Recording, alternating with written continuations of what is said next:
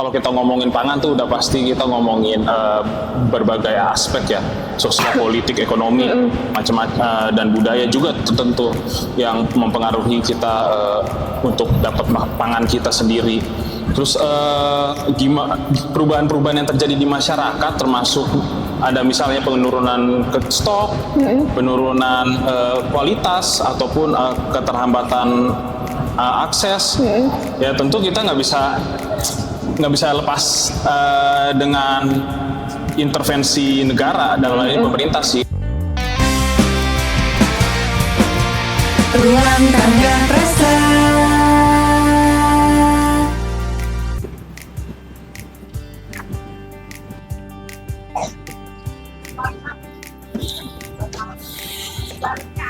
Tar, Oi, lagi ngapain? nih lagi baca-baca menu masakan buat inspirasi nanti sore mau masak apa gitu buat buka puasa. Iya, asik nih. Mantap banget ya sih? Duh, jadi lapar deh. Iya kan? Gimana kan nggak puasa kan? Tapi lapar dari sekarang. Ih. Oh ya Ron, kemarin kamu ikut nulis itu nggak sih yang SNP hak atas pangan?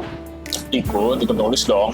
Pas banget, kebetulan aku tuh ada beberapa hal yang mau ditanya ini soal SNP hak atas pangan, khususnya soal hak atas pangan sih. Ya. Bisa sekarang? Ya, semoga bisa lah. Bisa lah ya. Iya. Ganggu nggak nih? Enggak Lagi apa nih? Enggak, beneran. Gue ada catatan sih, karena kemarin emang udah sempet catet-catet nih mau tanya ke siapa, masih mikir-mikir gitu.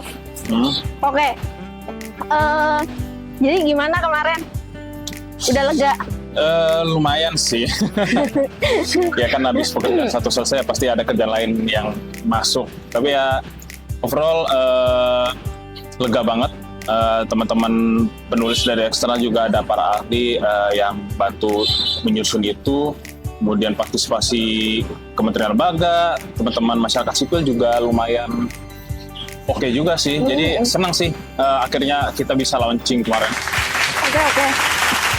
Jadi kan ini kalau di podcast Ruang Tangga Prasa itu kita tuh pengen menghadirkan isu hak asasi manusia nih yang dekat sama kita sehari-hari gitu. Yeah. Nah kali ini pengen banget nih bahas soal hak atas pangan karena itu kan kayak isi piring kita tuh sebenarnya siapa sih yang nentuin gitu. Itu kan ada hubungannya sama hak atas pangan itu kan. Gitu.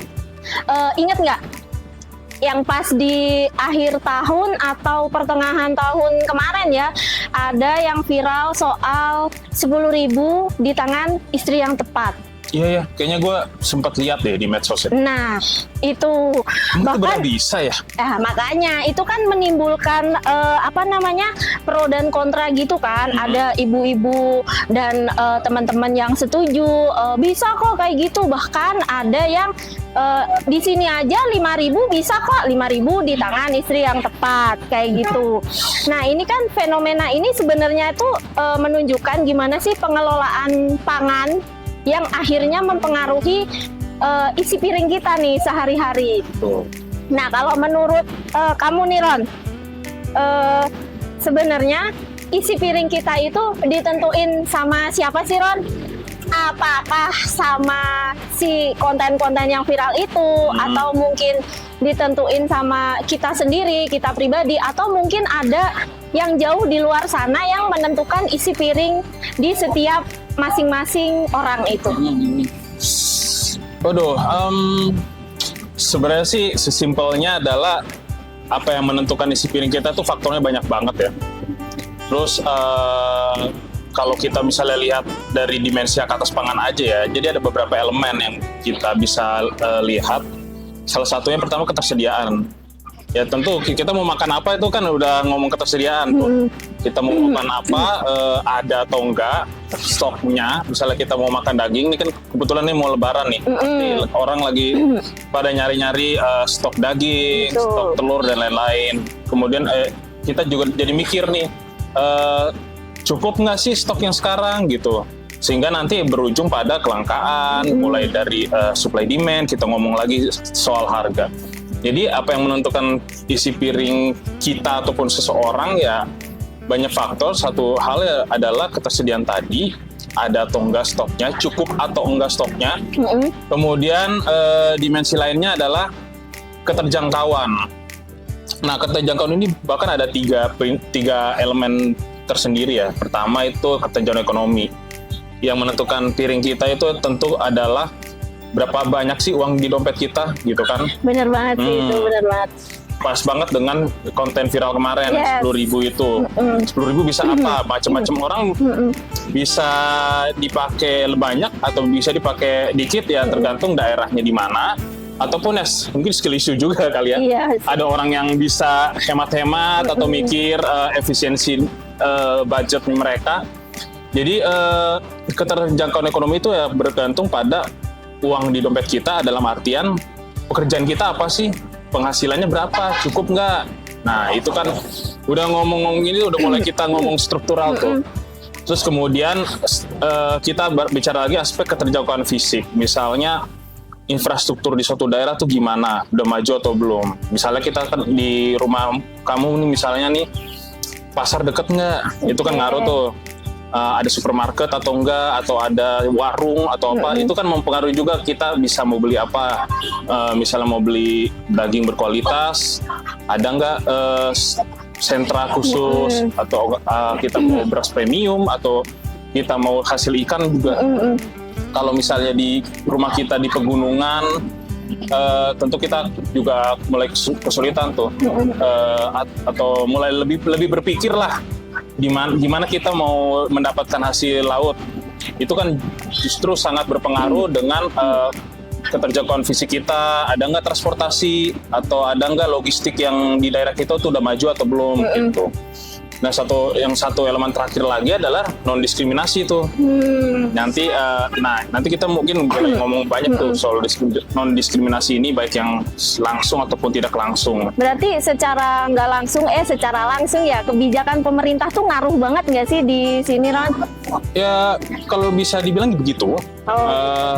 Tentu ini kita nggak bisa ngomong menentukan isi piring kita itu cuma masalah individu doang nih, nggak bisa kita mikir kemauan seseorang doang, tapi kita perlu lihat juga nih lebih luas.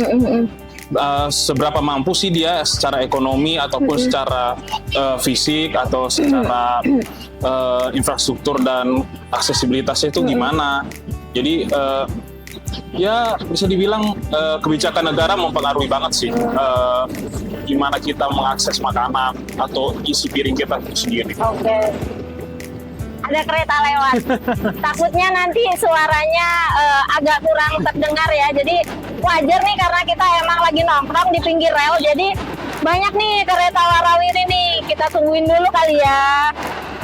Kebetulan nih kayaknya kereta Ke arah Bekasi kan, buat pulang kan. Bener. Terus ini Ron, yang kedua. Kan ini udah mau lebaran nih, lagi puasa. Terus kebetulan juga semua harga tuh pada naik. Entah karena ini mau lebaran momennya atau karena apa. Karena kemarin banget nih aku lagi ke pasar nih beli bayam 1 ikat 10.000 Ron. Terus beli telur 1 kilo 35.000. Iya lagi.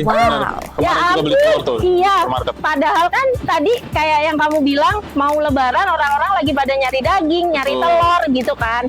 Nah, di sini lonjakan-lonjakan harga ini pasti akan membuat kita semua nih akan menyesuaikan nih apa yang akan kita masak kayak gitu-gitu kan Ron.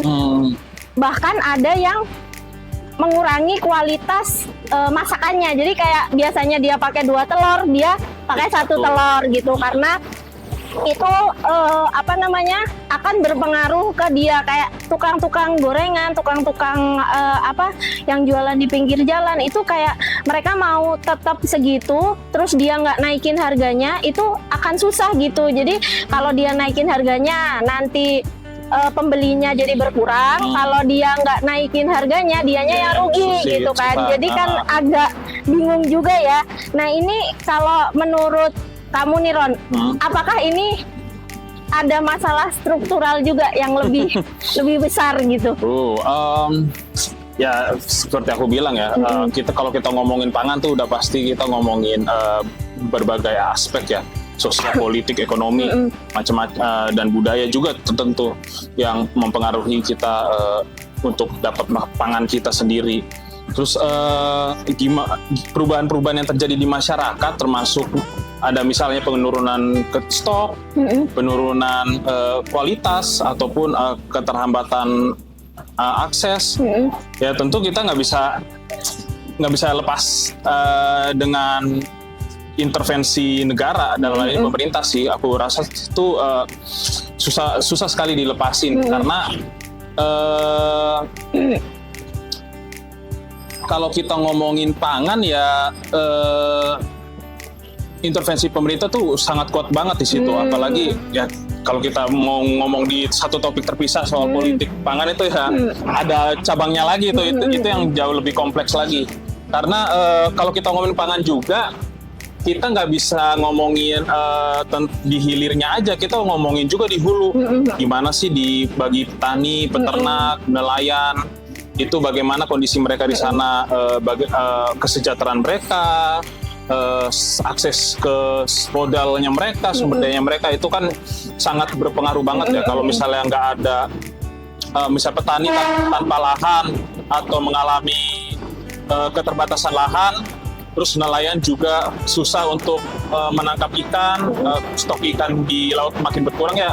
Mau nggak mau itu kalau kita runtut sampai di akhirnya isi piring kita bakal makin mahal lagi, makin sedikit pilihan yang kita bisa ambil. Sehingga kita udah pasti kita nggak akan bisa tutup mata ya kalau misalnya ini ya kaitannya sama negara atau pemerintah sebagai duty bearer kalau dalam konsep hak asasi manusia yang punya tanggung jawab utama untuk protect, fulfill, sama respect hak asasi manusia termasuk hak atas pangan. Hak atas pangan. Oke. Kan kebijakan negara itu udah pasti mempengaruhi kan ke hak atas pangan, ke isi piring-piring kita nih. Terus kemarin nih lagi rame nih Ron, yang Indonesia mengimpor beras sama bahan-bahan pangan dari Amerika. Oh ya? Yes. Tahu kan? Tahu. Berapa triliun sih? 20 berapa triliun gitu nggak sih? Sampai ada anak-anak ayam kayak gitu-gitu nggak sih? Unggas, terus beras gitu. Padahal di kita juga di akhir tahun kemarin tuh udah diumumkan swasembada pangan gitu. Nah itu kalau kamu sendiri Ron melihat fenomena yang lagi santer-santernya ini gimana gitu? Soal impor berarti ya? Nah, mengenai hak atas pangan ini sendiri, seperti aku bilang tadi ya, kita nggak bisa pisah-pisah section mana bisa hulu terpisah dengan hilir. Kita ngomong distribusi doang, kita ngomong hulu doang, kita ngomong hilir doang, itu nggak bisa. Kita harus ngomong itu satu paket, suatu sistem pangan. Sehingga kalau misalnya nih tadi ini boleh intip-intip SNP nanti nih yang baru diluncurin Komnas HAM di situ. Promosi nih ya. Iya. Boleh dong. Jadi itu di SNP tuh di satu paragraf atau bagian itu memang mengisyaratkan bahwa produksi pangan itu harus diprioritaskan atau diutamakan yang berasal dari dalam negeri. Oke. Sehingga ini penting kaitannya dengan tadi aktor-aktor utama melindungi petani, nelayan, peternak, dan juga mungkin dalam beberapa kasus atau daerah ya kita ngomongin juga tentang masyarakat adat. Nah, dengan adanya prioritas atau pengutamaan ini ya diharapkan sih ya bagaimana kita bisa berdikari melepaskan ketergantungan kita dengan negara lain ya, walaupun secara apa ya ya kita nggak bisa pungkiri ya kalau memang ada namanya kerjasama antar negara, ada namanya keunggulan komparatif dan lain-lain sehingga menciptakan perdagangan misalnya mau ekspor mau impor gitu kan. Tapi yang jelas konsep hak atas pangan itu ya mengutamakan agar sumber daya yang ada di dalam negeri ini bisa dimanfaatkan secara maksimal dan juga bagaimana progressive realization itu terjadi biar hak atas pangan itu sebagaimana hak ekonomi sosial budaya yang lain itu harus bertahap tuh dari tahun ke tahun. Jadi nggak bisa stagnan ataupun bahkan mundur. Nah, itu sih yang perlu ditekankan bahwa kalau kita menyikapi dengan impor pangan atau enggak, karena kan kalau kita lihat rezim pangan beberapa waktu terakhir, termasuk di Undang-Undang Cipta Kerja, memang mulai ada paradigma atau pergeseran pandangan atau interest mengenai kalau stok pangan itu juga bisa bersumber dari impor. Itu ada memang, cuma ya dalam konsep hak asasi manusia, khususnya hak atas pangan itu ya sebisa mungkin kita mengutamakan produksi lokal kita. Ya demi kebaikan bersama juga sih, demi pemajuan ekonomi lokal masyarakat gitu. Yes. Lanjut nih. Kalau mau minum dulu, nggak apa-apa Ron, santai. Boleh ya? Aku mah chill. Apalagi buka. Iya, tinggal ngitung jari aja nih. Padahal masih mau nyari resep mau masak apa kan? Udah kepikiran mau masak apa? Belum sih, nanti bantuin ya cari-cari. Ya jangan yang bahannya mahal-mahal lah ya.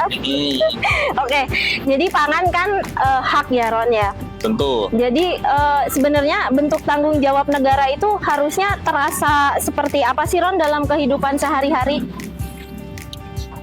Tanggung jawab negara itu tadi aku bilang ya, secara umum di HAM juga gitu, di hak asasi manusia itu ada 3 ya, respect, protect, fulfill. Respect itu ya bagaimana menghormati, jadi negara nggak melakukan tindakan yang menghalangi pemenuhan hak atas pangan oleh pihak lain. Kemudian pemenuhan, bagaimana tadi aku bilang bagaimana stok pangan terjamin untuk masyarakat, juga dengan dengan stok pangan yang terjangkau. Jadi walaupun ya tersedia, tapi kalau misalnya nggak bisa dibeli juga ya, ngapain kita? Terlalu mahal gitu ya. Ada uang juga, ada stoknya, tapi kita nggak ada kendaraan atau transportasi umum untuk dapatnya, percuma juga. Jadi itu sesuatu hal yang komplementer. Ada makanannya, ada transportasinya, murah juga, tapi nggak berkualitas. Iya, nah, sama itu juga aja ya. sama aja. Jadi memang semua itu harus terpenuhi. Tanggung jawab negara untuk menyediakan pangan yang layak, adequate food gitu, dan juga bergizi. Nah, kita kalau ngomongin pangan juga nggak bisa lepas dengan gizi ya. Aduh.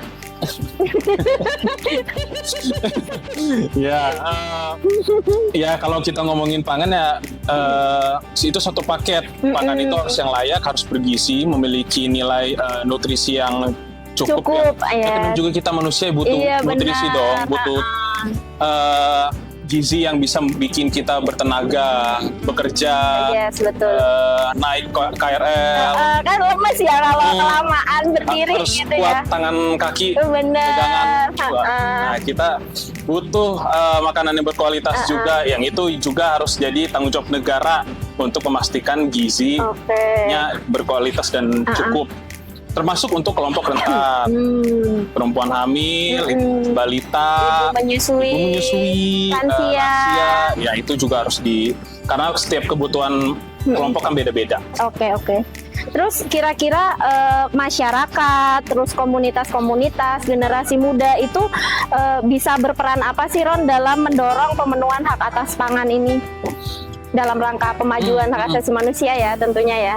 Well, satu hal yang paling dasar adalah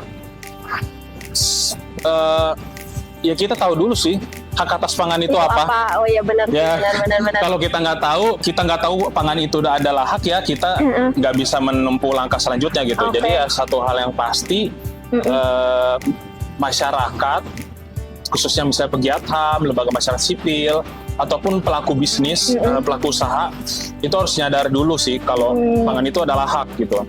Kalau kita kutip Soekarno kan, pangan adalah hidup dan matinya negara gitu kan. Kalau kita ngomongin pangan, ya kita harus tahu dulu pangan itu hak. Kemudian kalau kita udah tahu pangan itu adalah hak, tentu kita udah tahu nih ketika misalnya hak kita dilanggar.